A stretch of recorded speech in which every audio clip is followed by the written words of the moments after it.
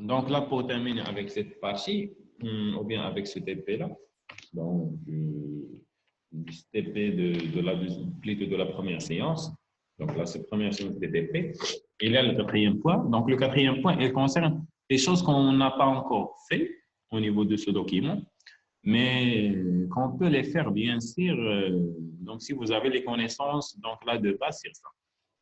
Donc là, dans ce document, seuls les flux plus simples sont expliqués. Donc là, ici, je vous ai expliqué seulement des flux qui sont vraiment simples.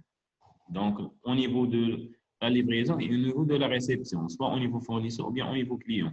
Et comment on peut, par exemple, mettre cet article dans le stock, ainsi de suite. Soit côté fournisseur ou bien côté client. Donc là, c'est juste des explications simples.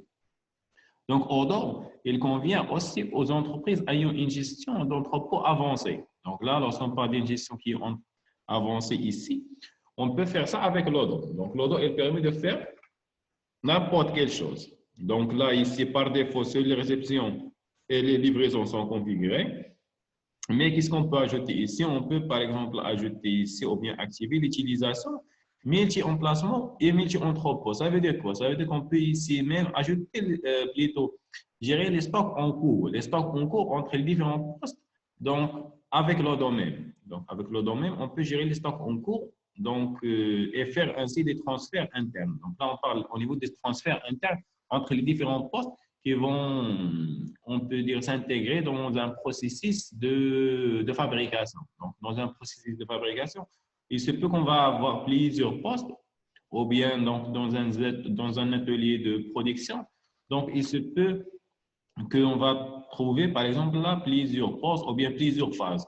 Donc, au niveau de ces phases-là, donc, entre deux phases ou bien entre deux postes, on peut trouver un stock en cours. Donc, au niveau de ces stocks-là, on peut les gérer même avec Odoo. Mais c'est un niveau, comme j'ai dit, donc là, c'est un niveau un petit peu avancé.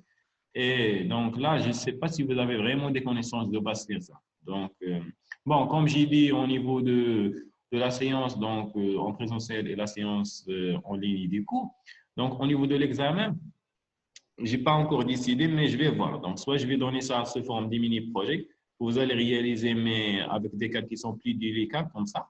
Donc, vous allez, par exemple, faire une gestion de stock avancée. Ou bien, donc là, je vais faire un examen simple. Donc, un examen comme un examen écrit. C'est bon. Après, on peut même gérer les routes. Donc, on gère les routes. Vous pouvez automatiser les flux avec des règles de flux poussés ou bien flux tirés. Donc, je pense que vous avez déjà donc vu les flux poussés et les flux tirés, mais bon, parce qu'il y a des gens au niveau de la finance, donc qui n'ont pas vraiment des idées sur flux poussés et flux tirés. Donc, flux poussés, on parle sur Kanban, flux tirés, plutôt flux tirés sur Kanban et flux poussés sur MRP2. Donc là, on peut automatiser les flux donc, en se basant sur les règles d'un type de type-là, soit flux poussé ou bien flux tiré avec des techniques comme SMED, ainsi de suite. Donc là, c'est un petit peu comme j'ai dit. Donc là, c'est un niveau, on peut dire, un petit peu avancé pour la gestion de stock, même au niveau des routes, ainsi de suite. Mais pour ce TP-là, donc, on a fait le cas le plus simple de la gestion de stock, juste pour apprendre un petit peu comment on peut réaliser ça avec l'ordre.